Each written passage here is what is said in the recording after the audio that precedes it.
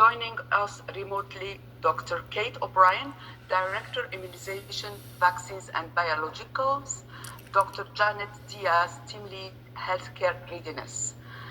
We have also present in the room a member of the international team to China, Dr.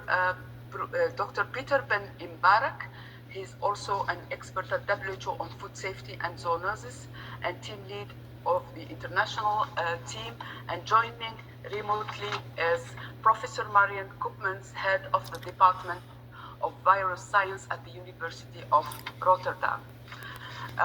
Now, without further delay, I would like to hand over to Dr. Tedros for his opening remarks. Dr. Tedros, please, you have the floor.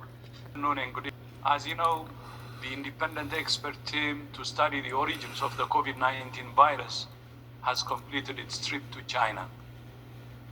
This was an international team comprising experts from Australia, Denmark, Germany, Japan, Netherlands, Qatar, the Russian Federation, the United Kingdom, the United States of America, and Vietnam.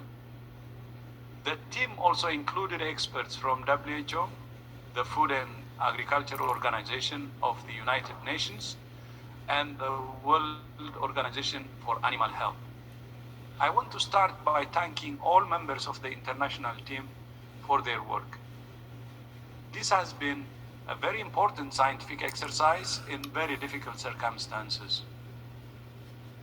The expert team is working on a summary report which we hope will be published next week, and the full final report will be published in the coming weeks. We look forward to receiving both reports, which will be released publicly. When the summary report is published, we will hold a further press conference with the full international team. Some questions have been raised as to whether some hypotheses have been discarded. Having spoken with some members of the team, I wish to confirm that all hypotheses remain open and require further analysis and studies. Some of that work may lie outside the remit and scope of this mission. We have also stated that this mission would not find all the answers, but it has added important information that takes us closer to understanding the origins of the virus. The mission achieved a better understanding of the early days of the pandemic and identified areas for further analysis and research. And we will continue working to get the information we need to answer the questions that still need to be answered. Today, we're joined by two members of the international mission, Dr.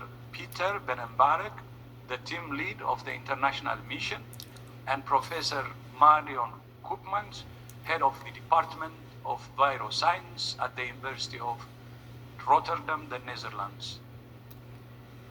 Dr. Ben Imbarak and Professor Koopmans will be available to answer your questions. Meanwhile, the number of reported cases of COVID-19 globally has declined for the fourth week in a row, and the number of deaths also fell for the second consecutive week. These declines appear to be due to countries implementing public health measures more stringently. We should all be encouraged, but complacency is as dangerous as the virus itself.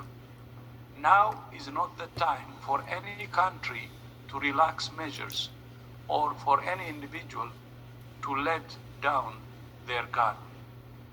Every life that's lost now is all the more tragic as vaccines are beginning to be rolled out.